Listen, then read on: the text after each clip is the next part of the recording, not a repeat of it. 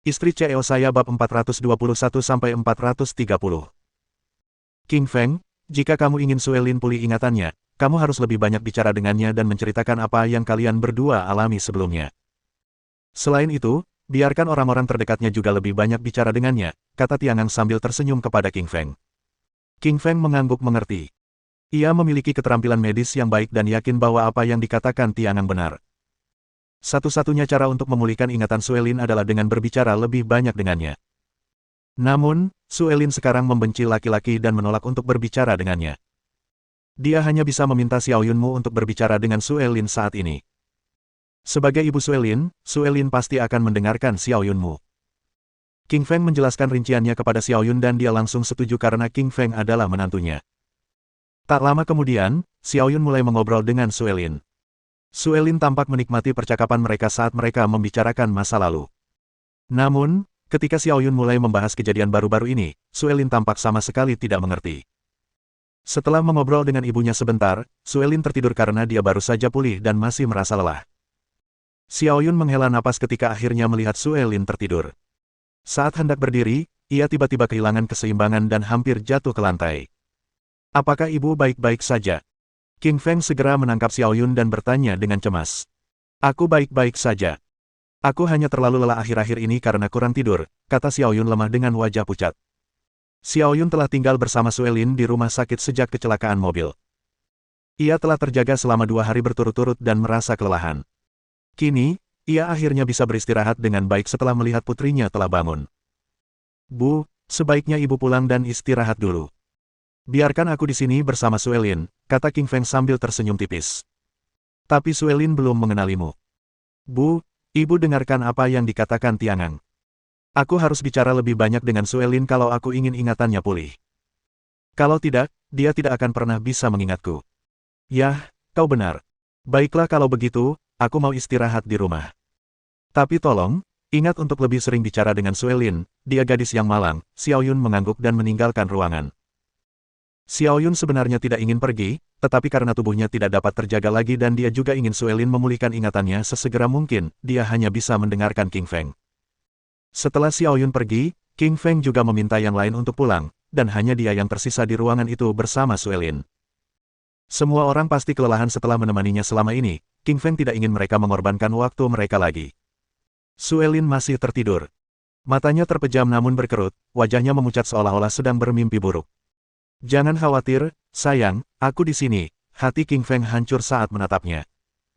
King Feng memegang tangan Suelin, sayang, apa kamu masih ingat saat kita baru saja mendapatkan surat nikah di kantor catatan sipil? Kamu bahkan bilang akan menceraikanku. Tapi kemudian, kita melewati begitu banyak perjuangan dan lolos dari begitu banyak rintangan, akhirnya kita bersama. Kita membeli gaun pengantin, cincinnya. King Feng menatap Suelin dengan penuh kasih sayang dan mulai menceritakan semua hal yang terjadi dalam beberapa bulan terakhir di antara mereka kepada Suelin.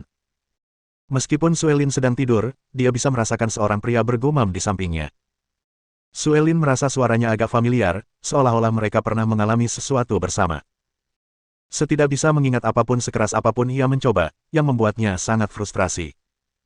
Selama beberapa jam, King Feng masih terus membicarakan hal-hal yang telah mereka lalui bersama. Akhirnya, ia menceritakan kembali kejadian kemarin lusa, ketika ia akan menjemput Suelin untuk pernikahan mereka. Tiba-tiba, Suelin membuka matanya. Ia merasa bingung karena merasa telah mengalami semua yang dikatakan pria ini, namun, ia selalu merasa sakit kepala setiap kali mencoba mengingat detailnya. Sayang, kamu sudah bangun? Tanya King Feng dengan cemas. Sudah ku bilang, jangan panggil aku, sayang, kan? Suelin mengerutkan keningnya. Meskipun ia merasa familiar dengan pria ini saat tidur, ia merasa cukup frustrasi karena ia tidak suka dicap sebagai kekasih orang lain. Sebagai perempuan mandiri, ia benci berhubungan dengan laki-laki dalam bentuk apapun. Baiklah, aku tidak akan memanggilmu seperti itu lagi. Lalu, bagaimana kalau Suelin saja? Mau minum air sekarang? Tanya King Feng dengan nada sedikit murung. Melihat kekecewaan yang terpancar dari mata King Feng, Suelin merasakan kesedihan yang tak terkira. Perasaan yang rumit bercampur frustrasi, kehilangan, dan rasa sakit. Suelin tiba-tiba ingin buang air kecil. Wajahnya mulai memerah dan dia tidak tahu harus menelepon siapa karena hanya ada dia di ruangan itu. Ia melihat sekeliling sambil berusaha mencari ibunya.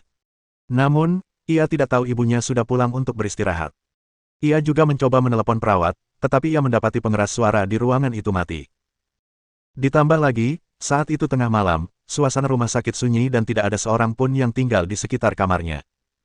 Suelin berusaha sekuat tenaga untuk duduk dan mendorongnya menjauh ketika pria itu mencoba membantunya. Ia tidak ingin ditolong oleh seorang pria. Ia masih memiliki perasaan negatif terhadap pria meskipun pria ini banyak berbicara dengannya. King Feng merasa bersalah saat didorong oleh Suelin. Suelin akhirnya bisa berdiri sendiri. Dia sudah berusaha keras sejak dia masih sangat lemah setelah sembuh dari sakit. Saat ia mencoba berjalan ke depan, ia tiba-tiba terjatuh ke lantai karena kehilangan tenaga. Otaknya membentur sudut meja dan menimbulkan suara keras. Kepala Suelin mulai berdarah, sampai hampir tertutup darah. Suelin merasakan sakit yang teramat sangat ketika melihat darah menetes di kepalanya. Di saat yang sama, ia tiba-tiba teringat apa yang terjadi tepat sebelum kecelakaan mobil itu. Dalam kecelakaan mobil itu, Suelin juga tertabrak truk dan wajahnya berlumuran darah. Hal terakhir yang dilihatnya sebelum pingsan adalah King Feng. Perlahan, ia mulai mengingat lebih banyak hal. Ia ingat adegan mereka membeli gaun pengantin dan cincin bersama, ia juga ingat mie tomat dengan telur dan mie cincang panggang buatan King Feng untuknya. Adegan pelukan pertama mereka, ciuman pertama mereka, pijatan pertama mereka, semuanya mulai muncul kembali dalam ingatan Suelin. Dia menangis terseduh-seduh ketika akhirnya mengingat semua yang telah dilakukan King Feng untuknya. Suelin, sakit banget ya? Tunggu sebentar, biar aku periksa, tanya King Feng cemas karena hatinya terasa begitu hancur melihat Suelin menangis. Dia pikir Suelin menangis karena rasa sakit dan luka yang dideritanya akibat terbentur meja. Namun, dia tidak tahu bahwa Suelin sebenarnya menangis karena semua kenangan yang diingatnya. Setelah mengambil perban, cairan pembersih, dan cotton bud, ia mulai membersihkan darah yang Suelin tumpahkan di dahinya. Kemudian, ia memindahkannya ke tempat tidur. Kamu sebaiknya tidak pergi kemanapun dulu, tubuhmu baru saja pulih, kata King Feng lembut sambil memegang tangannya. Baiklah, sayang, Suelin menjawab dengan lembut, suaranya hampir tak terdengar. Namun, King Feng masih mendengarnya.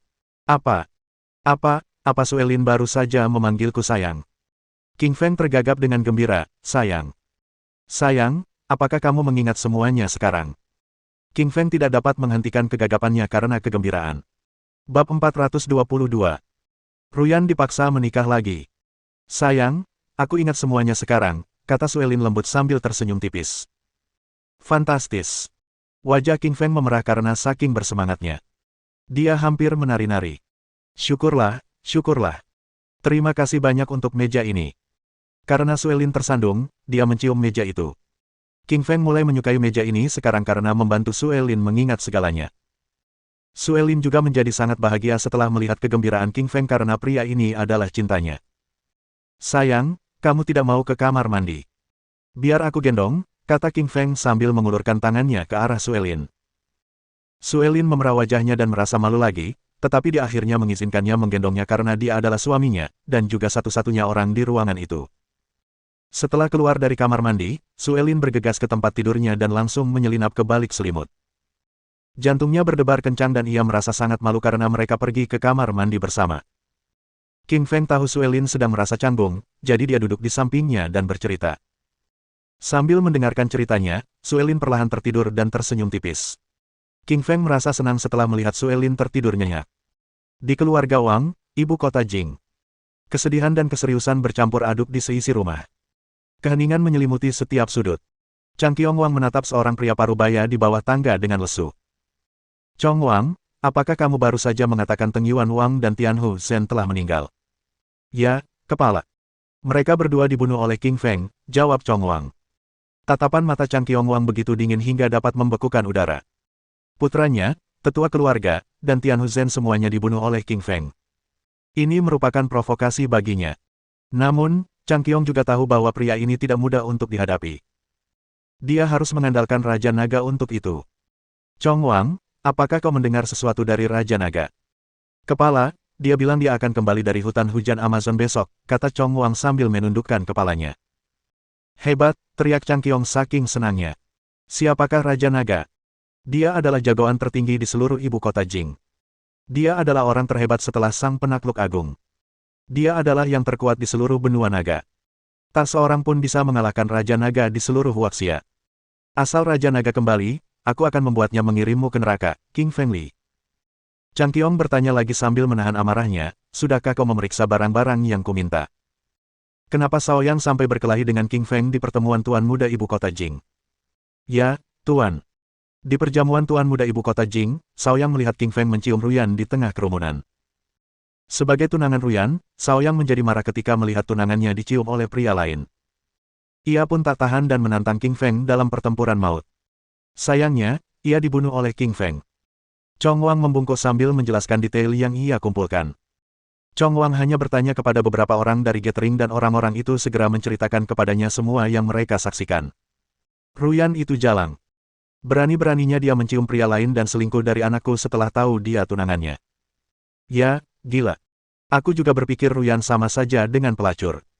Shaoyang tidak akan mati kalau bukan karena dia. Sekarang, dia sudah mendapatkan semua keuntungannya.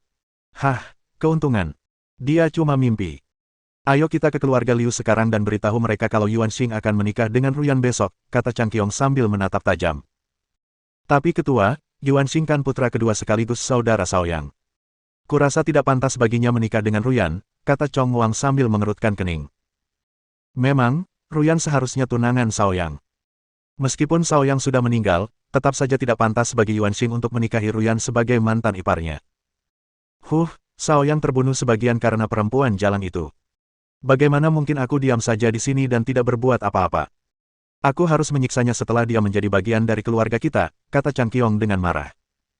Chong Wang tiba-tiba panik ketika mendengar Chang Qiong. Saat itu, ia akhirnya mengerti bahwa kepalanya tidak lagi peduli dengan hubungan antara keluarga Wang dan keluarga Liu. Ia hanya ingin Ruyan menjadi anggota keluarga agar ia bisa menyiksanya. Chong Wang, beritahu keluarga Liu sekarang juga bahwa aku akan melangsungkan pernikahan Ruyan dan Yuan Xingwang. Kabari juga keluarga-keluarga lain di ibu kota Jing agar mereka semua bisa datang. Kepala suku, bagaimana jika keluarga Liu tidak menyetujui pernikahan ini? Kalau begitu, bawa dua tetua dari keluarga kita. Kalau mereka tidak setuju, biarkan kedua tetua itu membunuh mereka satu persatu sampai mereka setuju, kata Chang Qiong dengan kejam. Chong Wang mengangguk dan berangkat menuju keluarga Liu bersama dua tetua berjubah hitam. Keluarga Liu adalah yang terakhir dari 4 keluarga lainnya. Mereka memang kaya, tetapi tidak memiliki banyak kekuatan.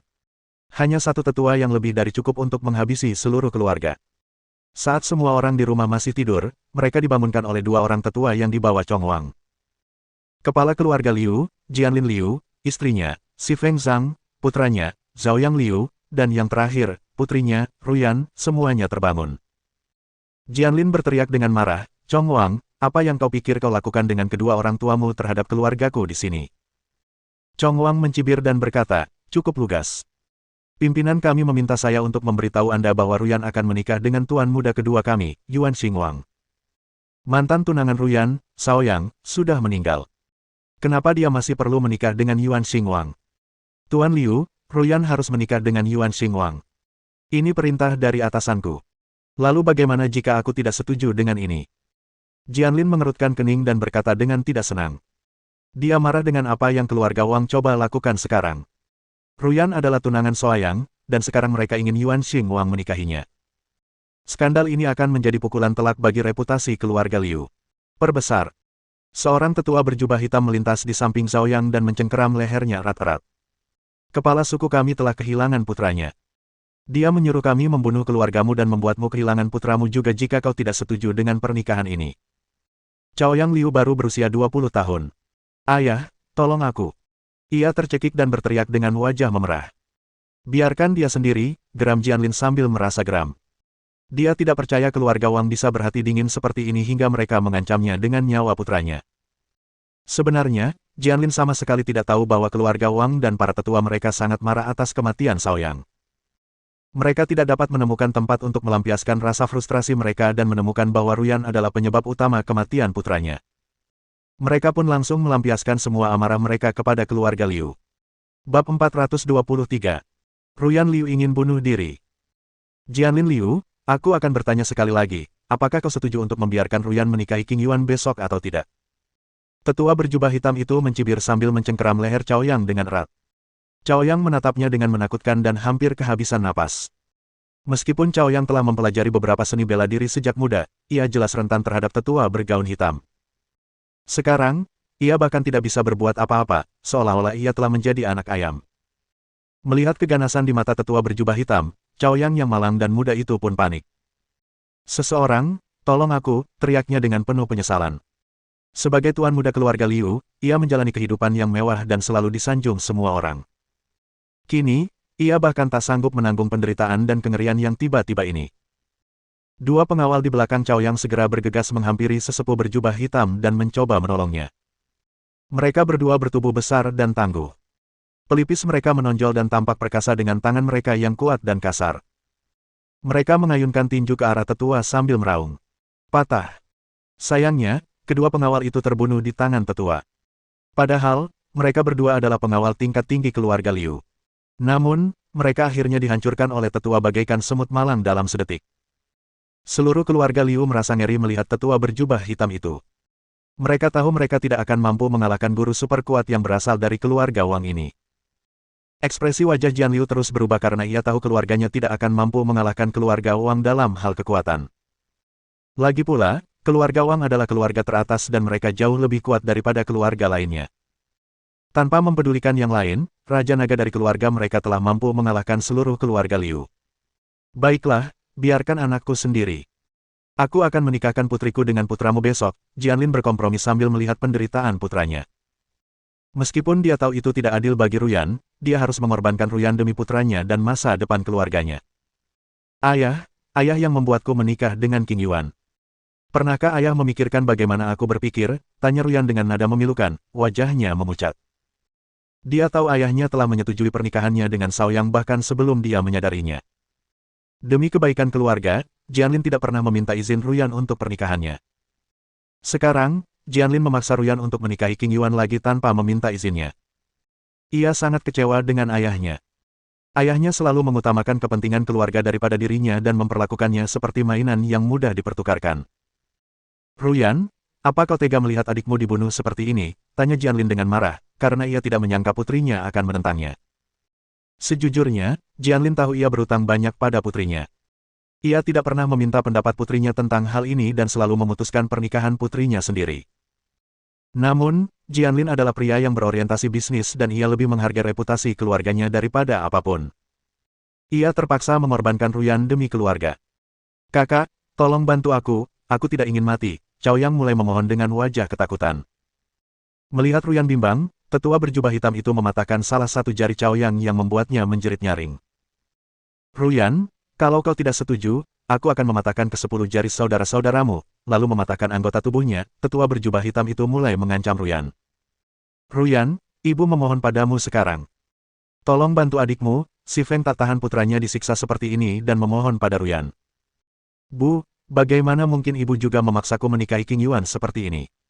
Ruyan merasa benar-benar mati dan kosong. Dia tidak pernah menyangka ayah dan ibunya mencoba meyakinkan dia untuk menikah dengan orang lain. "Ruyan, aku tidak mau melakukan itu, tapi keluarga Wang terlalu mengancam dan mereka akan benar-benar membunuh Chaoyang jika kamu tidak setuju menikahi King Yuan. Kamu tidak akan menghancurkan generasi penerus kita seperti ini, kan?" Si Feng masih berusaha berbicara untuk kebaikan keluarga. "Ruyan, ayah juga mohon padamu untuk menikah dengan King Yuan sekarang. Ibumu dan aku telah memberimu kehidupan, tidak bisakah kau memberikan sesuatu sebagai balasannya?" kata Jianlin dengan sedih. Hati Ruyan semakin hancur setelah mendengar ucapan itu. Benar, hidupnya memang dianugerahkan oleh orang tuanya, sesuatu yang selalu ia syukuri. Namun, bagaimana mungkin mereka mengabaikan perasaannya saat memaksanya menikah dengan King Yuan? Ruyan merasa hancur karena orang tuanya selalu mengabaikan perasaannya dan membuatnya menikah dengan orang lain dengan mudah seperti ini hanya demi keuntungan keluarga. "Baiklah, aku akan menikahi King Yuan besok sebagai balasan untuk kalian berdua." Ruyan benar-benar mati rasa di dalam hatinya. Dia berbalik dan pergi. Sementara itu, hatinya terasa begitu hancur dan tak bisa berhenti menggigil. Ruyan merasa hatinya terbelah. Ia sangat kecewa karena orang tuanya memaksanya menikahi King Yuan sebagai imbalan atas kelahirannya. "Baiklah, sepertinya kau tahu apa yang harus kau lakukan. Aku akan menjemputnya jam 9 besok pagi." Tetua berjubah hitam itu pergi bersama dua anggota keluarga Wang lainnya setelah beberapa kali menyeringai. Kemudian, Chong Wang mengumumkan pernikahan antara Ruyan dan King Yuan kepada keluarga Li, Ye, Pei, dan yang bersama kedua tetua dan meminta mereka untuk hadir besok. Tentu saja, Chang Qiong memiliki niat ambisius untuk mengundang semua keluarga. Pernikahan itu hanyalah alasan, yang ia coba lakukan adalah membentuk aliansi dan meminta keluarga lain untuk memberinya kekuasaan. Di saat yang sama, ia juga bisa menyiksa Ruyan sebagai balas dendam atas putranya. Chang Qiong telah menyimpan dendam terhadap Ruyan sejak putranya dibunuh oleh King Feng. Setelah Ruyan kembali ke kamarnya, dia mengunci diri dan tidak dapat menahan tangis. Dia merasa putus asa tentang pernikahan paksa yang dilakukan keluarga Wang, orang tuanya, dan dirinya sendiri karena dia tidak dapat berbuat apapun untuk menghentikannya. Air mata terus mengalir di wajahnya seolah takkan pernah berhenti. Ruyan tahu bahwa suatu hari nanti, setelah menikah dengan King Feng, ia tak akan pernah bisa meninggalkan pintu keluarga Wang dan tak akan pernah bertemu lagi. Ia mengambil gunting dan memasukkannya ke saku. King Feng, aku mencintaimu. Aku akan bunuh diri di pernikahan besok, bisiknya. Ruyan telah memutuskan, jika dia harus dipaksa menikah dan sudah ditinggalkan oleh orang tuanya, dia bisa memenuhi permintaan mereka dan setuju untuk menikahi King Yuan. Namun, Ruyan berniat bunuh diri di hari pernikahannya. Ia ingin keluarganya, keluarga Wang, dan keluarga lainnya menyaksikan seorang pengantin wanita bunuh diri di hari pernikahannya. Bukankah keluarga Wang dan keluarga Liu menginginkan reputasi? Mari kita lihat bagaimana mereka menyukainya. Bab 424. Kakak ipar, kakak perempuan menikah lagi. Ruyan tiba-tiba teringat adiknya. Dia satu-satunya anggota keluarga yang peduli padanya. Dia pasti akan sedih jika Ruyan meninggal besok. Dia memutuskan untuk menelepon Jiao Jiao untuk terakhir kalinya sebelum meninggal karena dia tidak akan pernah melihatnya lagi. Telepon berdering. Ruyan mulai menelepon Jiao Jiao. Halo, Kak, sudah malam sekali. Ada apa? Jiao Jiao sedang tidur ketika mendengar telepon berdering. Ia langsung menekan tombol jawab setelah melihat nama kakaknya di telepon. Ruyan punya banyak hal untuk diceritakan pada Jiao Jiao, namun dia tidak bisa berhenti menangis karena tidak tahu bagaimana menjelaskan seluruh situasi itu padanya. Hati Jiao Jiao hampir hancur ketika mendengar adiknya menangis. Ia tahu pasti ada yang tidak beres. Kakak, tolong beritahu aku apa yang salah. Jiao Jiao sangat cemas. Ruyan berkata sambil terisak, Jiao Jiao, kamu harus tetap hidup jika aku mati suatu hari nanti. Apa? Mati? Tetap hidup? Jiao Jiao sudah merasakan sesuatu dari kata-kata adiknya. Ia cukup pintar untuk mendeteksi bahwa mungkin ada satu alasan adiknya memintanya untuk tetap hidup, yaitu karena ia mungkin sedang sekarat. Jiao Jiao langsung panik. Ruyan adalah satu-satunya saudara perempuannya di seluruh keluarga. Apa yang harus dia lakukan jika Ruyan meninggal? Dia akan ditinggal sendirian lagi. Lagi pula, Jiao Jiao sangat dekat dengan saudara perempuannya, dia tidak akan membiarkan tragedi ini terjadi. Kakak, tolong ceritakan padaku apa yang sebenarnya terjadi padamu jika kau masih menganggapku sebagai kakakmu. Ruyan akhirnya memberitahu adiknya karena ia merasa sangat terpukul karena menyembunyikan semuanya. Jiao Jiao, keluarga Wang memaksaku menikahi putra kedua mereka, Yuan Xing, dan aku menyetujuinya. Tapi, Kak, bukankah kamu menyukai King Feng? Kenapa kamu setuju menikahi Yuan Xing? Jiao Jiao, aku terpaksa. Kalau tidak, mereka akan membunuh saudaraku, Zhao Yang. Tapi aku akan bunuh diri di pesta pernikahan besok dan membiarkan mereka menerima pengantin yang sudah mati. Kakak, kamu tidak bisa melakukan itu. Apa yang harus aku dan King Feng lakukan jika kamu mati? Ya. Jiao Jiao, aku terlalu lelah untuk ini. Aku akan menjadi adikmu di kehidupan selanjutnya. Ruyan menutup telepon setelah menyelesaikan kalimat terakhirnya. Ia berbaring di meja dan tak henti-hentinya menangis. Jiao Jiao masih berusaha menelepon balik dan membujuk adiknya. Meskipun sekuat tenaga ia berusaha, Ruyan sudah mematikan teleponnya. Jiao Jiao segera duduk dari tempat tidur dan mulai berjalan di dalam kamar seperti kelinci yang gelisah. Apa yang harus kulakukan? Apa yang harus kulakukan? Adikku akan bunuh diri besok. Bahkan jika aku pergi ke keluarga Wang sekarang, aku tidak akan bisa membantunya. Mereka adalah keluarga teratas dari 4 keluarga lainnya di ibu kota Jing, aku mungkin tidak akan bisa melewati pintu depan mereka. Jiao Jiao menjadi semakin panik dan hampir menangis karena frustrasi. Tunggu sebentar. King Feng. Benar, dia kuat dan perkasa, aku harus membantunya menyelamatkan adikku. Jiao Jiao merasakan secercah harapan lagi, dia mengeluarkan ponselnya dan menekan nomor King Feng. Sementara itu, di rumah sakit, Suelin sudah tertidur. King Feng menatapnya dari samping. Meskipun Suelin sudah tertidur, ia tetap sangat berhati-hati. Karena baru saja pulih, kondisi tubuhnya masih lemah dan fluktuatif sehingga perlu istirahat yang cukup. Telepon berdering gelombang. Tiba-tiba terdengar dering keras dari telepon. King Feng mengerutkan kening dan berpikir untuk tidak menjawab telepon karena Suelin masih tidur, tetapi ia menekan nomor itu ketika melihat panggilan dari Jiao Jiao. Ia tahu pasti ada yang tidak beres jika Suelin meneleponnya. King Feng tidak mengangkat telepon di kamar kalau Suelin terbangun. Dia keluar ke kamar dan menekan tombol jawab. Jiao Jiao, ada apa? Asteris suara isak tangis.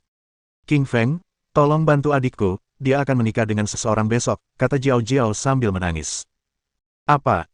Ruyan akan menikah dengan seseorang. King Feng terkejut dan tidak percaya apa yang dikatakannya.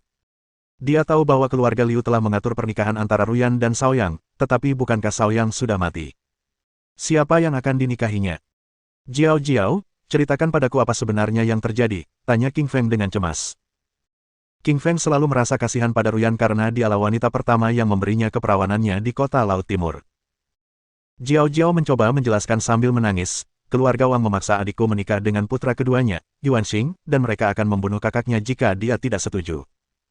Adikku akhirnya setuju dan dia bilang akan bunuh diri di pernikahan besok. Bunuh diri. Ruyan mau bunuh diri. Tiba-tiba King Feng merasa kepalanya penuh dengan darah, wajahnya memerah karena keinginan membunuh yang kuat. Keluarga Wang, kalian bertindak terlalu jauh, kata King Feng dengan sangat marah. Di pernikahan beberapa hari yang lalu, keluarga Wang menugaskan tetua mereka dan harimau penguasa langit untuk membunuh mereka berdua. Mereka menabrak mereka dengan truk dan menyebabkan Suelin lumpuh. Ketika Suelin sudah pulih sepenuhnya, King Feng berencana membalas dendam pada keluarga Wang.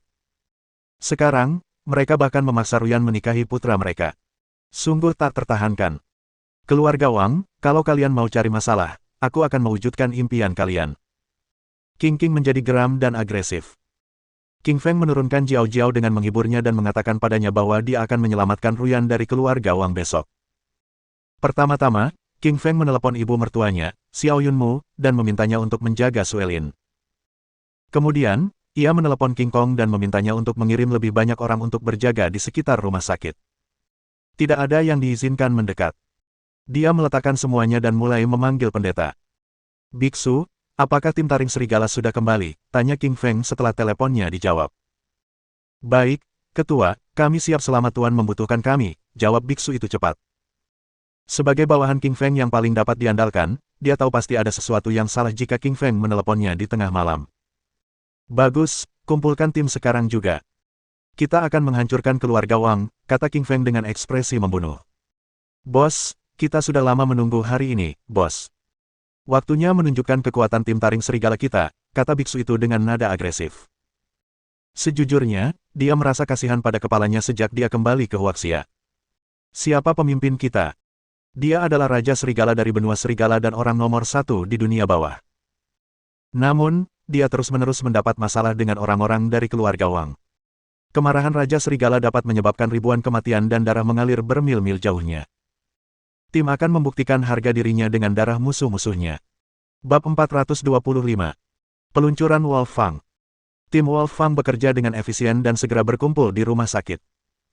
Ada 5 anggota dalam tim, selain King Feng, sisanya adalah biksu, pria botak, dewa kematian, dan Alice. Masing-masing dari mereka sangat kuat dan kompetitif. Mari kita jelaskan seperti ini, keterampilan meramal milik Mong adalah yang terkuat di antara mereka. Si botak punya kekuatan paling kuat. Dewa kematian punya yang paling tepat. Alice terampil dalam pengintaian dan rayuan, dan King Feng punya kekuatan tempur paling kuat dan keterampilan kepemimpinan yang kuat. Alice tampak agak getir sambil menatap King Feng dengan frustrasi. Ia tahu dari biksu bahwa Suelin telah menjadi istrinya dan mereka sudah mendapatkan surat nikah.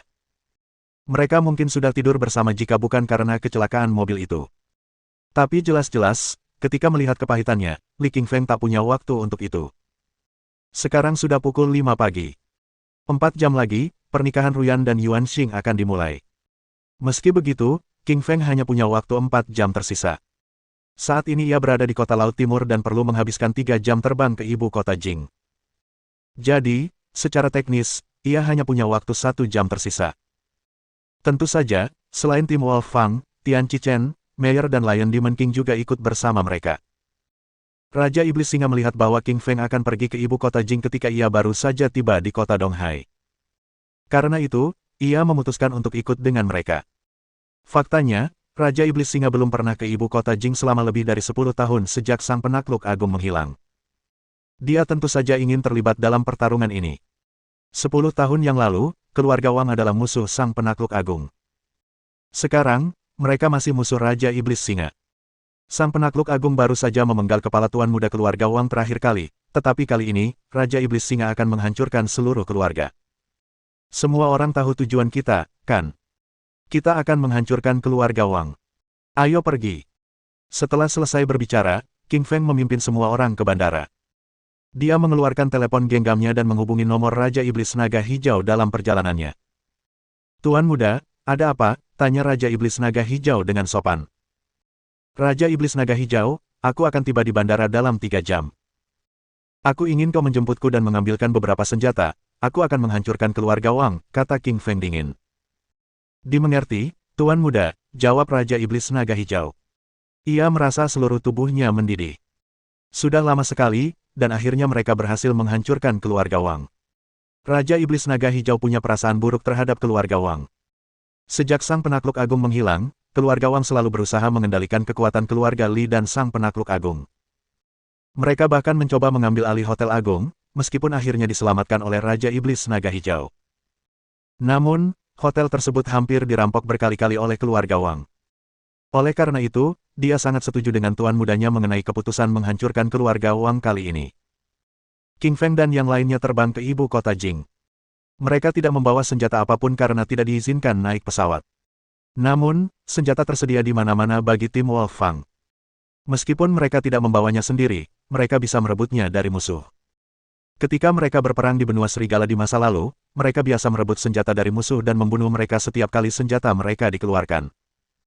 Namun, tim tidak perlu melakukan itu lagi. King Feng telah memanggil Raja Iblis Naga Hijau dan memintanya untuk menyiapkan beberapa untuk mereka. Kelima orang ini mendapat perhatian luar biasa karena pakaian mereka di pesawat, terutama biksu itu, yang mengenakan jubah Tao. Serius, siapa sih yang mau berpakaian seperti itu sekarang? Yang lain yang juga menarik perhatian selain biksu itu adalah si botak, Dewa Kematian, dan Alice. Si botak tampak seperti biksu lain yang duduk di sana, tampak agresif. Dewa Kematian duduk diam seperti orang mati dan Alice terlalu cantik dan menawan. Semua orang terus menatapnya karena biasanya mereka tidak melihat gadis secantik itu di pesawat. Beberapa pria licik mencoba mendekati Alice, namun mereka ketakutan dan langsung duduk kembali ke tempat duduk mereka saat melihat pria lain di sampingnya. Raja Iblis Singa dan si botak duduk bersebelahan. Keduanya tinggi dan tegap, sudah menempati 4 kursi sendirian. Bro, kamu kelihatan kuat ya. Perkenalkan, aku si botak, namaku Chong Lu, kata si botak sambil tersenyum. Ia bisa merasakan kekuatan menindas yang terpancar dari Raja Iblis Singa. Kekuatan itu begitu mengancam hingga membuat si botak pun terkejut. Raja Iblis Singa meliriknya dengan acuh tak acuh lalu menoleh ke tuan muda di sampingnya tanpa memedulikannya. Di sisi lain, Alice terus bertanya kepada King Feng tentang dirinya dan Suelin. Ia akhirnya diam ketika menerima tatapan marah darinya. 3 jam kemudian, mereka akhirnya tiba di ibu kota Jing. Di bawah bantuan Raja Iblis Naga Hijau, masing-masing dari mereka dipasangkan dengan senjata. Mereka kini sedang menuju keluarga Wang. Saat ini, Jing Capital, keluarga Wang. Suasana di keluarga Wang cukup ceria. Rumah itu penuh sesak dengan tamu dan ditempeli tanda keberuntungan merah di setiap sudut. Semua keluarga di ibu kota Jing datang untuk merayakan pernikahan antara Ruyan dan putra kedua keluarga Wang, Yuanxing. 4 keluarga teratas yaitu keluarga Li, Ye, dan Liu, serta keluarga kuat lainnya seperti keluarga Pei, keluarga Yang dan seterusnya juga datang untuk merayakan. Sebenarnya, semua keluarga ini datang karena guru keluarga Wang. Lagi pula, mereka harus menyanjungnya dengan datang karena keluarga Wang adalah yang teratas dari keempat keluarga itu. Tuan muda keluarga Li, Zhenjiang Li, Daoming Li, dan Wu Qing Li. Tuan muda keluarga Ye, Poju Ye, Leng Sui Ye, dan Hongdi Ye. Tuan muda keluarga Liu, Jianlin Liu, Si Feng Zhang, dan Zhao Yang Liu. Tuan muda keluarga Pei, Bao Guo Pei dan Song Pei, dan terakhir, Tuan muda keluarga Ya, Zhen Yang. Mereka semua telah tiba di pesta pernikahan. Ini adalah pesta besar di ibu kota Jing. Semua tuan muda keluarga datang karena kekuatan keluarga Wang. Ruyan mengenakan gaun pengantin sambil tampak pucat. Yuanxing Wang mengenakan setelan hitam sambil tampak bersemangat. Ia memiliki struktur wajah yang baik dan alis hitam tebal, yang sangat mirip dengan saudaranya, Shaoyang. Dia tentu tahu Ruyan adalah gadis yang cantik. Fakta bahwa dia bisa menikahi wanita tercantik di ibu kota Jing membuatnya sangat setuju dengan pernikahan ini. Pernikahan dimulai sekarang. Mari berpelukan, kedua mempelai, kata biksu itu dengan lantang. Yuanxing menjadi gembira dan hendak memeluk Ruyan begitu mendengar ucapan biksu itu. Namun, Ruyan tiba-tiba mengeluarkan guntingnya dan berkata dengan dingin, aku akan bunuh diri jika kau mendekat. Bunuh diri? Apa yang salah di sini? Semua orang panik melihat apa yang terjadi. Mereka datang ke sini untuk melihat pernikahan, bukan bunuh diri. Saat itu, semua pandangan mereka tertuju pada Ruyan dan Yuanxing. Ruyan menangis dengan wajah pucatnya, King Feng, aku mencintaimu. Aku lebih baik mati daripada menikah dengan keluarga Wang. Chang Qiong tiba-tiba meledak marah dan berkata dengan agresif, Ruyan, dasar anak jalang, kau tetap anggota keluarga kami meskipun kau bunuh diri. Bab 426. Aku di sini untuk mengambil Ruyan. Chang Qiong, kau boleh menikahi mayatku. Ruyan lalu hendak menusukkan gunting itu ke jantungnya. Ia lebih baik mati daripada menikahi Yuanxing. Saat itu, semua orang terkejut, terutama Jianlin dan Si Feng. Mereka menggigil saat melihat putri mereka hendak bunuh diri. Mereka mencoba menghentikannya, tetapi gagal karena jarak mereka terlalu jauh. Bang! Sebuah batu bertabrakan dengan gunting, menjatuhkannya ke lantai dari kejauhan. Melihat gunting-gunting itu patah di lantai, Ruyan merasa mati rasa dan mulai menangis. Ia tak tahan dengan kenyataan bahwa ia bahkan tak bisa bunuh diri. Kebahagiaan kembali muncul di wajah Yuanxing saat dia bisa menggendong Ruyan karena gunting sudah berada di lantai. Siapa yang bisa menahan diri untuk tidak jatuh cinta pada kecantikan yang ada di depannya ini? Yuanxing membuka tangannya dan hendak memeluk Ruyan. Bang! Tiba-tiba sebuah batu menghantam telapak tangannya, darah berceceran di mana-mana. Yuanxing tak kuasa menahan diri untuk berteriak keras. Aduh! Telapak tanganku! Yuanxing merasakan sakit yang luar biasa di telapak tangannya yang cekung, wajahnya memucat. Chang Qiong berteriak marah begitu melihat putranya terluka, siapa itu? Siapa yang melempar batu seperti itu? Kamu mau mati? Bang! Bang! Serangkaian langkah kaki yang menindas terdengar, seolah-olah batu-batu besar menghantam tanah. Semua orang terintimidasi oleh suara ini. King Feng masuk dari gerbang. Pemuda berwajah menawan, bertubuh tinggi dan bugar, serta bermata berbinar ini memancarkan aura yang tak terkalahkan. Sebenarnya, alih-alih momentum yang tak terkalahkan, seharusnya ada kekuatan seperti kaisar yang mengawasi bawahannya, seolah-olah ia datang untuk menjemput permaisurinya. Sikapnya membuat semua orang ketakutan dan bahkan membuat beberapa pengecut berlutut di hadapannya. Pemuda itu berjalan mendekati Ruyan selangkah demi selangkah dan berkata lembut, Ruyan, aku di sini. Ruyan tak kuasa menahan air matanya saat melihatnya. Ia takut itu hanya mimpi, namun, semua yang muncul di hadapannya kini nyata. Pria yang selalu ia pikirkan, akhirnya datang bak pangeran. Sambil merasa kasihan, ia mengulurkan tangan dan memeluk Ruyan. Ia menurunkan dagunya dan mengecup kening Ruyan. Perbuatannya telah memicu amarah Chang Qiong dan keluarga Wang. Ruyan adalah pengantin Yuanxing hari ini, dan ia adalah menantu keluarga Wang. Namun, melihat seorang pria tidak hanya memegang dahi Ruyan, tetapi juga menciumnya, merupakan penghinaan yang menempatkan keluarga Wang dalam posisi yang sulit. Siapa kau yang begitu sembrono mengacaukan pernikahan keluarga kami? Kau mau mati? Tanya Chang Qiong dingin sambil menatapnya tajam, seolah ingin menembaknya ribuan kali. Akulah orang yang kau coba bunuh. Kamu adalah Li King Feng. Ya, aku datang untuk menculik pengantinmu, kata King Feng dengan dominan sambil menggendong Ruyan. Dia begitu bangga karena dia bahkan tidak melihat keluarga Wang sebagai ancaman, seakan-akan mereka hanyalah semut yang dapat dihancurkan dengan mudah kapan saja. Menculik pengantin wanita kami. Chang Qiong membeku sesaat dan mulai meredakan rasa agresi yang kuat. Terlalu menghina untuk memberitahu mereka bahwa dia datang untuk menculik pengantin wanita di depan semua orang. Saat itu, semua orang di lobi menatap King Feng dengan heran. Mereka bertanya-tanya apakah orangnya sudah gila karena berani membawa pergi pengantin wanita dari keluarga Wang. Keluarga Wang adalah keluarga teratas dari keempatnya. Mereka memiliki sumber daya yang sangat besar dan kekuatan yang luar biasa. Bagaimana mungkin kau bisa mengambil Ruyan sendirian? Kau pikir kau punya kedudukan untuk bicara seperti itu dan mengambil istriku? Aku pasti akan mencabik-cabikmu hari ini, kata Chang Qiong dengan kejam. Bahkan sebelum dia selesai berbicara, seorang tetua berjubah hitam keluar dengan aura pembunuh. Pao Yuan Wang akan keluar. Yang terkuat dari 4 tetua keluarga Wang akan keluar. Pemuda ini akan mati. Dia pantas mendapatkannya. Siapa dia yang berani mengambil pengantin wanita dari keluarga Wang? Hei, Menurutmu dengan cara apa orang tua itu akan membunuh orang ini? Tentu saja dia akan membunuhnya dengan satu pukulan. Dia suka itu. Kerumunan terus berdiskusi dan mereka semua sepertinya tahu tentang tetua berjubah hitam ini. Dia adalah salah satu dari 4 tetua di keluarga Wang, belum lagi dia adalah yang teratas. Tadi malam, tetua berjubah hitam dan Chong Wang pergi untuk mengirimkan surat undangan ke setiap keluarga. Setiap keluarga tahu betapa kuatnya tetua ini. Dia bisa menghancurkan gerbang depan hanya dengan satu pukulan. Chang Qiong merasa bangga ketika melihat semua orang diancam oleh tetua. Tadi malam, ia berhasil meminta tetua untuk mengirimkan undangan ke setiap keluarga secara sengaja, hanya untuk menunjukkan betapa kuatnya mereka. Sekarang, tampaknya berhasil karena semua orang ketakutan. Zheng Jiangli, aku ingat bahwa Li Qingfeng adalah putra tuan ketiga Limu. Kau tidak akan menentangku karena membunuhnya hari ini, kan? Kata Chang Qiong seolah menatap Zheng Jiang dengan tajam. Zheng Jing panik mendengar ucapan Chang Qiong. Ia tak menyangka Chang Qiong akan menanyakan pertanyaan ini saat ini. Ngomong-ngomong, karena Qingfeng adalah putra San Li sekaligus keponakannya sendiri, ia adalah pamannya. Namun, dalam situasi seperti ini, bisakah ia menolak? Ia tahu bahwa keluarganya bukanlah pesaing keluarga Wang. Tuan Wang, Qingfeng telah membunuh Shaoyang, wajar saja kalau dia pantas mendapatkannya. Keluarga Li kami tidak akan menentangmu. Zheng Jiang mencibir karena dia telah sepenuhnya meninggalkan Qingfeng. Chang Qiong tertawa setelah mendengar apa yang dikatakan Zheng Jiang dan mengumumkan kepada orang banyak, kurasa semua orang sekarang tahu, Li Qingfeng adalah putra San Li, dan aku akan membunuhnya hari ini. Ada yang tidak setuju. Semua orang terkejut. Beberapa sudah tahu informasi ini, sementara yang lain tidak, dan sekarang mereka semua bingung setelah mendengar Chang Qiong akan membunuh putra San Li. Lebih dari 10 tahun yang lalu, San Li adalah petinggi di ibu kota Jing.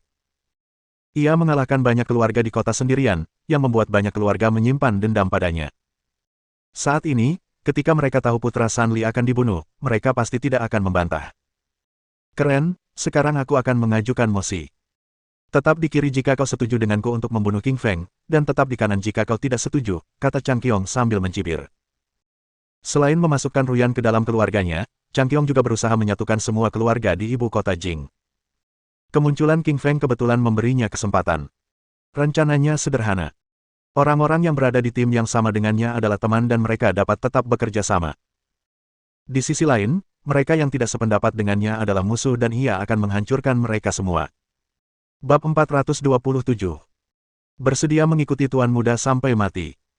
Wajah semua keluarga membeku setelah mendengar apa yang dikatakan Chang Qiong. Mereka tahu Chang Qiong memaksa mereka untuk mengambil keputusan. Para kepala keluarga ini adalah orang-orang cerdas. Mereka tahu mereka akan ditindas oleh Chang Qiong jika tidak mendukungnya. Mengenai Qingfeng, ayahnya telah hilang selama lebih dari 10 tahun. Sangat mungkin ia meninggal secara tragis di suatu tempat di selokan. Banyak dari mereka sudah punya jawaban apakah akan mendukung Chang Qiong atau Qingfeng.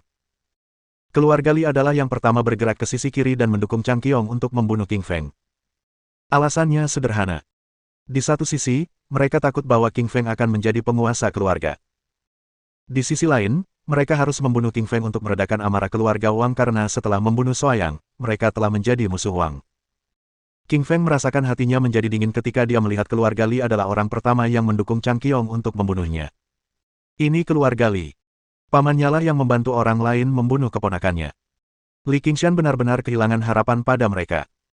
Setelah melihat kepala keluarga Li berjalan ke sisi kiri bersama anggota keluarganya yang lain, keluarga Liu melirik Ruyan sambil berjalan ke sisi kiri. Mereka sepakat untuk membunuh Qingfeng juga karena ia tidak hanya mencuri pengantin wanita, tetapi juga telah mempermalukan mereka dan keluarga Wang. Kini, Ruyan menjadi satu-satunya yang kehilangan harapan. Ia tak pernah menyangka orang tuanya tak hanya meninggalkannya, tetapi juga mendukung pembunuhan terhadapnya. Saat itu, Ruyan kecewa dengan orang tuanya dan seluruh keluarganya. Melihat keluarga Li dan Liu berdiri di sebelah kiri, Po Juye, kepala keluarga Ye, berpikir sejenak. Saat hendak menyeberang ke sisi kiri, ia dipanggil oleh kupu-kupu merah Yip. Tuan, jangan pergi ke sana, kata kupu-kupu merah. Po Juye mengerutkan kening dan bertanya mengapa tidak dengan bingung. Kupu-kupu merah mengubah ekspresi wajahnya. Ia tahu segalanya, meskipun tak seorang pun tahu siapa itu. Ia adalah Raja Serigala dari benua Serigala dan tak terkalahkan. Meskipun keluarga Wang juga kuat, kupu-kupu merah yakin mereka tidak cukup kuat untuk mengalahkan Raja Serigala. Karena itu, sekarang bukan saatnya untuk mendukung keluarga Wang. Melihat sang guru bersikeras pergi ke sisi kiri, kupu-kupu merah menggigit bibirnya dan memutuskan untuk mengungkapkan identitas asli King Feng. Tuan, King Feng adalah Raja Serigala dari benua serigala. Jangan pergi ke pihak mereka. Kupu-kupu merah berbicara dengan volume yang cukup pelan, yang hanya bisa didengar oleh Poju. Tak seorang pun bisa mendengarnya. Poju langsung membekukan wajahnya. Sebagai penguasa salah satu dari 4 keluarga teratas, ia tahu betul siapa raja itu. Raja melambangkan kekuatan paling tak terkalahkan di sebuah benua. Poju berkata sambil tiba-tiba teringat sesuatu, kupu-kupu merah, aku ingat Raja Naga cukup akrab dengan keluarga Wang. Kudengar dia berasal dari keluarga Wang dan akan segera datang. Kurasa keluarga Wang akan menang. Kemudian, Poju bergerak ke sisi kiri dan menunjukkan dukungannya kepada Changqiong. Menurutnya, Raja Naga adalah Raja Benua Naga, yang seharusnya lebih kuat daripada Raja Serigala. Keluarga Ye yang lain juga ingat mengikuti sang guru setelah melihatnya bergerak ke kiri, meninggalkan Red Butterfly sendirian di sana sambil merasa frustrasi dan kesal. Kupu-kupu merah, kemarilah. Apa kau mau main-main dengan keluarga Wang? Poju sedikit mengubah raut wajahnya dan berkata dengan nada tidak puas. Kupu-kupu merah mengguncang tuannya. Tuan, aku tidak akan ke sana, aku mendukung King Feng. Poju merasa kesal dengan Red Butterfly dan ingin menamparnya seandainya bisa, tetapi setelah mempertimbangkan fakta bahwa dia masih berada di wilayah keluarga Wang, dia menahan diri dan memutuskan untuk meminta Red Butterfly meminta maaf kepada mereka setelah pernikahan. Lagi pula, Poju tidak ingin Red Butterfly terbunuh meskipun dia marah dengan sikapnya. Setelah melihat keluarga Li, Liu, dan Ye semuanya berdiri di pihak yang sama dengan keluarga Wang dan mendukungnya, keluarga lainnya, termasuk Bao Guopei dari keluarga Pei dan Zhen yang dari keluarga Yang, juga pindah ke tim yang sama dengan mereka. Harapkan satu wanita, Yan Zipei, putri kepala keluarga Pei yang juga datang ke pesta pernikahan hari ini. Entah kenapa, Yan Zi merasa sedih ketika melihat semua orang pergi mendukung keluarga Wang untuk membunuh King Feng. Karena kekhawatirannya terhadap King Feng, ia tetap berada di sisi kanan bersama kupu-kupu merah. Kepala keluarga Pei, Bao Guo, berteriak marah padanya sambil mengubah raut wajahnya. Yan Zi, apa yang kau lakukan di sana? Kemarilah sekarang juga. Dia tidak mengerti mengapa putrinya masih berdiri di pihak kanan. Bukankah itu berarti dia mendukung King Feng dan menentang keluarga Wang? Belum lagi bahkan seluruh keluarga Pei pun tidak akan menjadi lawan yang sepadan bagi keluarga Wang. Yan Zi mengguncang tuannya dan bersikeras, aku tidak akan pergi ke sana, aku tidak ingin King Feng mati. Setelah itu, Yan Zi berhenti mendengarkan ayahnya dan terus berdiri di pihak yang sama dengan Red Butterfly. King Feng menatap mereka berdua sambil mengangguk. Ia tak percaya bahwa di saat ia dikhianati oleh kedua pamannya, kedua wanita ini justru mendukungnya di saat-saat genting terakhir. Ia merasa sedikit hangat dan bersyukur. Changqiong memelototi kupu-kupu merah dan Yan Zi dengan dingin.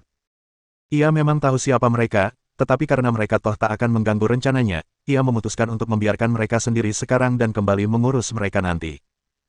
Hahaha, Li King Feng, lihat. Semua orang di pihakku akan membunuhmu sekarang.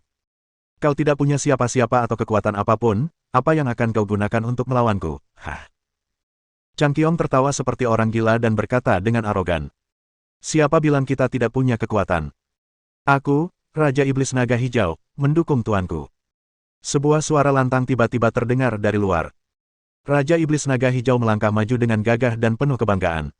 Raja Iblis Naga Hijau. Bukankah dia salah satu dari 10 Raja Iblis? Apa dia baru saja bilang mendukung King Feng? Raja Iblis Naga Hijau ini adalah bawahan Tuan ketiga Li. Tentu saja dia akan mendukung King Feng. Dia adalah salah satu dari 10 penguasa di ibu kota Jing. Sungguh sosok yang kuat. Yah, siapa peduli, dia cuma sendiri. Lihat saja keluarga Wang, mereka punya banyak majikan. Semua orang mengubah raut wajah mereka dan mulai khawatir saat pertama kali melihat Raja Iblis Naga Hijau, tetapi kemudian, ketika mereka menyadari kekuatan keluarga Wang, mereka meyakinkan diri mereka sendiri. Raja Iblis Naga Hijau menghampiri King Feng, mengabaikan para kepala keluarga yang tampak terkejut. Ia berlutut satu kaki di depannya dan berkata, Raja Iblis ke-10, Raja Iblis Naga Hijau, ada di sini dan bersedia bertarung sampai mati untukmu, Tuan Muda. Hah, apa sih kekuatan Raja Iblis Naga Hijau itu? Keluarga Wang kita punya lebih banyak penguasa, cibir Changqiong dengan nada meremehkan. Saat ia selesai berbicara, suara lain yang lebih keras terdengar dari kejauhan. Raja Iblis Singa ada di sini dan siap bertarung sampai mati untukmu, Tuan Muda. Seorang pria bertubuh besar, tegap, dan berkulit perunggu datang dengan agresif. Ia diselimuti bulu liar bak Raja Singa dan memancarkan aura dominan, yang menarik perhatian semua orang yang berdecak kagum. Raja Iblis Singa merupakan Raja Iblis peringkat kedua di bawah Tuan ketiga Li, dan dia merupakan eksistensi yang jauh lebih tangguh daripada Raja Iblis Naga Hijau. Bab 428. Raja Naga, beraninya kau memukul Raja Iblis Singa. Saat itu, semua orang mulai memandang King Feng secara berbeda. Mereka mengira King Feng datang sendirian. Mereka tidak menyangka dia membawa dua Raja Iblis yang kuat. Raja Iblis Naga Hijau adalah salah satu dari 10 petarung terbaik di ibu kota. Namun, ia berada di peringkat terakhir di antara 10 Raja Iblis. Raja Iblis Singa berada di peringkat kedua di antara 10 Raja Iblis. Raja Iblis Singa jelas merupakan salah satu dari 3 petarung terbaik di seluruh ibu kota. Namun, makhluk sekuat dirinya berlutut di hadapan King Feng. Keheranan di hati semua orang tak terbayangkan. Pada saat ini, secercah kekhawatiran muncul di hati semua orang. Awalnya mereka mengira bahwa King Feng datang sendirian dan ia pasti akan mati. Jadi, mereka memilih untuk mendukung Chang Qiongwang. Namun kini, mereka menyadari bahwa Li King Feng tidak lemah. Setidaknya ada 2 Raja Iblis di sisinya. Ia memiliki kekuatan untuk melawan keluarga Wang. Jika Li King Feng menang, siapapun yang mendukung Wang Changqiong akan hancur. Banyak orang mulai ragu-ragu. Wang Changqiong mengerutkan kening. Ia tentu saja tahu bahwa orang-orang ini ragu-ragu. Ia tidak ingin orang-orang ini mendukung King Feng. Jangan khawatir semuanya. Raja Naga akan segera tiba. Raja Iblis tidak ada apa-apanya dibandingkan dengan Raja Naga, kata Chang Qiongwang dengan nada keras sambil tersenyum dingin. Semua orang gembira mendengar kata-kata Chang Qiongwang. Ya, kita tidak perlu khawatir. Raja Naga adalah petarung nomor 1 di ibu kota. Dia petarung nomor 1 di benua naga. Dia pasti bisa mengalahkan Raja Iblis Singa. Ya, sekuat apapun iblis, dia tidak sebanding dengan Raja Naga. Kita tidak perlu ragu. Kita dukung Chang Qiongwang, dan kita akan dibunuh. Orang-orang di sekitar bersemangat. Jelas, Raja Naga telah memberi mereka keberanian. Raja Naga adalah eksistensi terkuat di seluruh Huaxia. Dia adalah dewa pertempuran yang tak terkalahkan. Tuan muda, aku akan menghancurkan sampah-sampah ini untukmu, kata Raja Iblis Singa dengan marah sambil berdiri. Sudah lama sekali ia tak bertempur di ibu kota. Sudah belasan tahun sejak terakhir kali ia bertempur di ibu kota. Kemudian, sang penakluk agung memimpin 10 iblis dan mereka melawan semua petarung terbaik ibu kota. Sejak saat itu, nama sang penakluk agung dan 10 Raja Iblis mengguncang ibu kota. King Feng mengangguk dan berkata ringan, baiklah, kamu bisa membersihkan sampah-sampah itu. Petik 2. King Feng tidak menganggap orang-orang dari keluarga Wang sebagai lawannya. Lawannya adalah Raja Naga. Dia sudah menerima informasi bahwa Raja Naga hampir tiba. Klan Taring Serigala sudah disergap di luar. King Feng tidak akan pernah menganggap enteng lawan sekuat Raja Naga. Dia adalah Raja nomor 1 di dunia bawah tanah, sedangkan Raja Naga adalah nomor 2. Raja Serigala dan Raja Naga berada di peringkat pertama dan kedua. Perbedaan kekuatan mereka sangat tipis. Mereka adalah 2 petarung terkuat di antara ke-7 raja. Hahaha, Raja Naga belum datang. Aku akan membunuhmu sebelum dia sampai, kata Raja Iblis Singa dengan angkuh sambil tertawa. Wuss! Ledakan. Cakar pertama dan cakar kedua bertabrakan dengan suara dentuman keras. Langit-langit berderit keras dan lampu langit-langit mengeluarkan suara tajam menusuk saat bergoyang ke samping. Orang-orang di sekitar dengan cepat menutup mata. Wajah mereka pucat pasi saat menyaksikan pertarungan antara keduanya. Pertarungan antara keduanya sungguh mengerikan. Para anggota keluarga belum pernah melihat kekuatan yang begitu mengerikan. Mereka bagaikan 2 monster. Kekuatan Raja Iblis Singa sangat dahsyat. Meskipun tinjunya tidak melukai Pao Wang, ia berhasil mendorongnya mundur beberapa langkah. Dalam hal kekuatan, Raja Iblis Singa benar-benar menghancurkan Pao Wang. Pao Wang menyentuh tinjunya yang terasa sakit dan mengerikan. Kilatan ketakutan muncul di matanya. Ia tidak menyangka kekuatan Raja Iblis Singa jauh lebih kuat darinya. Pao Wang tahu bahwa ia bukan tandingan Raja Iblis Singa.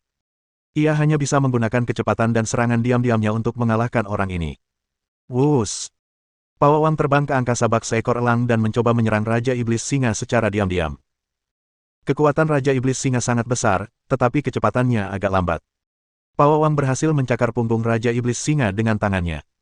Namun, Pao Wang tertegun sesaat kemudian. Sekeras apapun ia mencoba mencakar kulit Raja Iblis Singa, ia tidak berhasil menembusnya. Ia hanya berhasil merobek pakaian Raja Iblis Singa, ia tidak berhasil menembus kulitnya. Jika cakar Pao Wang mengenai orang lain, ia pasti akan membuat lubang. Namun, pada tubuh Raja Iblis Singa, ia tidak berhasil meninggalkan satu pun bekas. Kulit tembaga tulang besi.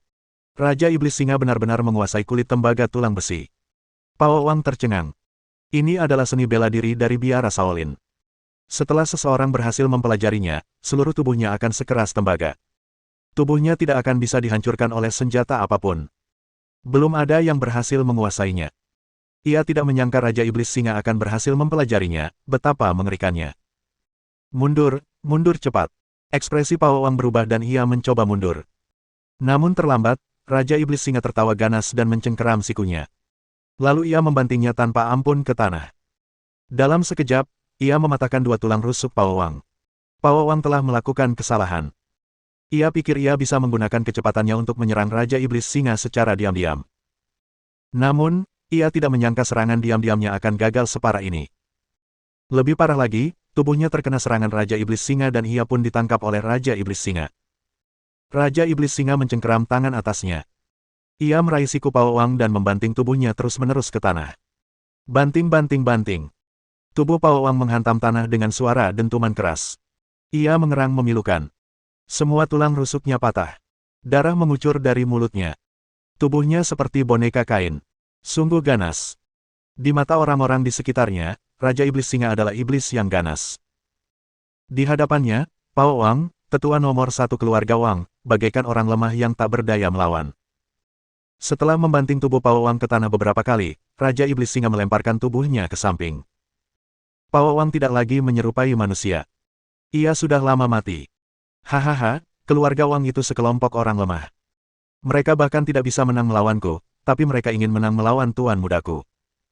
Mereka tidak tahu kekuatan mereka. Ia menatap dingin ke arah orang-orang keluarga Wang. Siapapun yang bertatapan dengannya membenamkan kepala di bahu mereka. Mereka tak berani mendongak di hadapannya.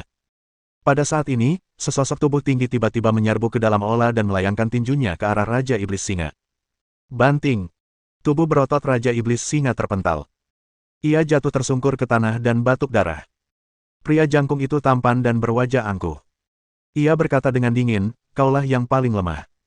Ekspresi wajah King Feng berubah ketika melihat pria jangkung itu. Ia berkata dengan dingin, "Raja Naga, beraninya kau memukul Raja Iblis Singa." Bab 429. Raja Serigala dan Raja Naga. Raja Naga mengangkat kepalanya mendengar suara yang familiar itu. Ia mengangkat alisnya dan pupil matanya mengecil. "Raja Serigala, itu kau?" Ekspresi Raja Naga berubah dan kilatan kejutan muncul di matanya. Dia tidak pernah menyangka akan bertemu Raja Serigala di sini. Dia baru saja tiba di keluarga Wang. Dia mengayunkan tinjunya ke Raja Iblis Singa ketika melihat Pao Wang terbunuh. Dia baru menyadari bahwa Raja Serigala juga ada di sini. Sebagai Raja Benua Singa, ia memiliki pemahaman yang mendalam tentang Raja Serigala. Mereka pernah bertemu sekali di benua harimau. Meskipun mereka belum pernah bertarung, semua orang di dunia bawah tahu bahwa mereka adalah dua raja terkuat. Semua orang ingin jadi nomor satu, tak ada yang mau jadi nomor dua. Dragon King pun tak terkecuali. Semua orang tercengang mendengar kata-kata Raja Naga. Semua orang di sini kuat dan berpengaruh. Tentu saja, mereka pernah mendengar tentang ketujuh raja. Setiap raja adalah petarung terkuat di benua mereka. Misalnya, Raja Naga adalah petarung terkuat di benua naga, sedangkan Raja Serigala adalah petarung terkuat di benua serigala. Saat itu, semua orang menatap King Feng dengan heran. Tidak heran dia berani mengganggu pernikahan keluarga Wang. Dia adalah Raja Serigala, dia tidak peduli dengan keluarga Wang. Pada saat ini, mereka yang mendukung Changqiong Wang tampak pucat pasi dan gemetar ketakutan. Darah akan mengalir deras ketika Raja Serigala melolong. Mereka semua telah mendengar legenda Raja Serigala. Siapapun yang membuat Raja Serigala marah, semuanya mati mengenaskan. Mereka menentang Raja Serigala ketika mereka mendukung Changqiong Wang untuk membunuhnya. Kalau saja Raja Serigala marah dan ingin membunuh orang-orang yang menentangnya, mereka akan celaka. Banyak keluarga, terutama keluarga Li dan Liu, sangat menyesali tindakan mereka. Mereka adalah orang-orang pertama yang menunjukkan dukungan mereka kepada keluarga Wang. Yang mulia Raja Naga, Anda telah kembali. Anda harus membalaskan dendam Shaoyang. Dia dibunuh oleh Li King Feng, kata Changqiong Wang cepat kepada Raja Naga. Wang Changqiong tahu bahwa karena ia telah membuat Raja Serigala marah, ia harus membunuhnya. Shaoyang Wang adalah murid Raja Naga. Raja Naga tidak akan membiarkan segalanya begitu saja jika ia tahu bahwa Shaoyang Wang telah dibunuh oleh Li Qingfeng. Seperti yang diduga, Raja Naga sangat marah ketika mendengar kata-kata Chang Qiongwang. Shaoyang Wang adalah murid yang sangat ia nanti-nantikan. Hatinya dipenuhi amarah ketika mendengar bahwa Shaoyang Wang dibunuh oleh Qingfeng. Banyak orang di ibu kota tahu bahwa Raja Naga memiliki hubungan dekat dengan keluarga Wang. Mereka mengira Raja Naga adalah anggota keluarga Wang. Padahal, Raja Naga bukan bagian dari keluarga Wang, tetapi muridnya adalah anggota keluarga tersebut. Raja Serigala, kau membunuh muridku, Shaoyang Wang, tanya Raja Naga dengan nada muram, kilatan dingin muncul di matanya. Raja Naga jarang menerima murid, tetapi ia menerima Shaoyang Wang sebagai muridnya karena Shaoyang Wang sangat berbakat dan merupakan anggota keluarga Wang. Saat membayangkan murid kesayangannya dibunuh oleh Qingfeng, hatinya dipenuhi dengan niat membunuh. Qingfeng berkata dengan bangga sambil tersenyum tipis, "Ya, aku membunuhnya." "Kau ingin membalaskan dendamnya?" "Ya. Semua orang menyebutmu petarung nomor 1 di dunia bawah. Aku ingin melihat seberapa kuat dirimu," kata Raja Naga dingin, aura pembunuh terpancar dari sekujur tubuhnya. "Raja Naga, kau tak bisa membunuh Raja Serigala. Dia sangat berjasa bagi tim Taring Naga," kata kupu-kupu merah Ye sambil berjalan ke sisinya. Raja Naga mengerutkan kening dan berkata dengan dingin, "Kupu-kupu merah Ye, omong kosong apa yang kau ucapkan? Kita baru bertemu sekali. Kapan dia membantu tim?" Kupu-kupu merah Ye berkata dengan suara rendah, "Yang mulia, Raja Harimau datang ke Huaxia bulan lalu saat Anda berada di hutan Amazon. Ia dibunuh oleh Raja Serigala." "Apa?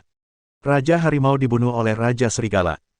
Raja Naga menjadi serius ketika mendengar kata-katanya. Ia tentu tahu tentang Raja Harimau. Raja Harimau adalah Raja Benua Harimau. Meskipun kekuatannya tidak sekuat dirinya, Raja Harimau adalah kekuatan yang menonjol. Dia tidak menyangka Raja Harimau akan dibunuh oleh Raja Serigala. Ada dendam antara Raja Naga dan Raja Serigala. Saat itu, kaki wakil kapten dipatahkan oleh Raja Harimau. Saat membunuh Raja Harimau, Qingfeng telah membalaskan dendam tim Taring Naga. "Raja Serigala, kau telah membantu kami dengan membunuh Raja Harimau. Aku bisa memberimu kesempatan. Aku bisa melepaskanmu jika kau meminta maaf kepada kepala keluarga Wang, dan meninggalkan Ruyan Liu di sini," kata Raja Naga sambil tersenyum tipis. Di mata Raja Naga, ia sudah menunjukkan rasa hormat yang besar kepada Raja Serigala. Ia tidak menyangka bahwa Qingfeng akan bersikap tidak tahu berterima kasih. "Minta maaf. Siapa kau berani bicara begitu? Jangan pikir aku akan takut padamu hanya karena kau Raja Naga. Kalau kau membuatku marah, aku akan membunuhmu," kata Qingfeng sambil tersenyum dingin. Dalam buku-bukunya, tidak ada kata permintaan maaf. Bahkan Presiden Benua Serigala pun tidak bisa memaksanya meminta maaf. "Raja Serigala, kau bertekad menentangku hari ini." "Menentangmu? Kau tidak memenuhi syarat untuk itu." "Baiklah, kalau begitu, aku ingin melihat seberapa kuat dirimu," kata Raja Naga dingin. Amarahnya disulut oleh Qingfeng. Raja Naga berteriak, "Keluarlah, tim Taring Naga." Mendengar kata-katanya, 4 pria kuat keluar. Mereka semua berpakaian hitam dan memiliki tulisan "Naga" yang dijahit di lengan baju mereka. Mereka semua memancarkan aura yang kuat. Tak satu pun dari mereka lebih lemah dari Raja Iblis Singa. Mereka semua adalah petarung level SSS. Udara membeku di tempat mereka berdiri. Tim Taring Naga adalah tim terkuat di benua naga. Hancurlah Li Qingfeng. Ya, dia seorang raja, tapi bagaimana dia bisa melawan 5 orang? Ya, semua orang di tim Taring Serigala sekuat raja. Tim di sekitarnya berdiskusi dengan penuh semangat. Mereka sangat yakin dengan keluarga Wang. Lagi pula, tim Taring Serigala tidak hanya kuat, mereka juga ahli dalam berbagai serangan seperti tinju, senjata api, dan senjata lainnya. "Kau ingin mengalahkanku dengan jumlahmu?" Qingfeng tersenyum dingin dan berkata, "Tim Taring Serigala, keluarlah." Dengan kata-katanya, biksu, si botak, dewa kematian, dan Elis juga berjalan keluar dari sudut-sudut. Masing-masing memegang senjata di tangan mereka. Mereka berdiri di belakang Qingfeng dan memancarkan aura sekuat tim Taring Naga. Kedua tim saling menatap dengan tatapan dingin. Yang satu adalah tim terkuat di dunia, sementara yang lain adalah tim terkuat kedua. Tak satu pun tim kebobolan. Tim Taring Serigala. Kau membawa semua orang dari tim Taring Serigala. Raja Naga memasang ekspresi rumit di wajahnya. Awalnya, ia ingin mengalahkan Qingfeng dengan jumlah. Lagi pula, mereka punya penembak jitu di tim mereka. Jika ia bisa memperlambat kecepatan geraknya, penembak jitu itu bisa menghabisi otaknya. Namun, Raja Naga tidak menyangka bahwa King Feng akan membawa tim taring serigala ke Tiongkok. Meskipun ia memiliki penembak jitu di timnya, tim lawan memiliki Dewa Kematian. Bab 430. Tim Taring Serigala vs Tim Taring Naga. King Feng tersenyum dingin dan berkata, Raja Naga, aku ingin melihat hari ini, siapa yang memiliki tim yang lebih kuat. Ekspresi Raja Naga muram. Ia tahu bahwa ia tak lagi unggul dalam jumlah. Jika ia ingin mengalahkan King Feng, ia hanya bisa melakukannya dalam pertarungan 1 lawan 1. Tetapi semua orang di tim Taring Naga adalah petarung level SSS, bahkan jika mereka bertarung 1 lawan 1, dia tidak takut dengan tim Taring Serigala. Baiklah, kalau begitu, kita akan memutuskan pemenangnya hari ini, kata Raja Naga dengan muram. Pertarungan sampai mati ditakdirkan terjadi ketika dua tim terkuat di dunia bertemu.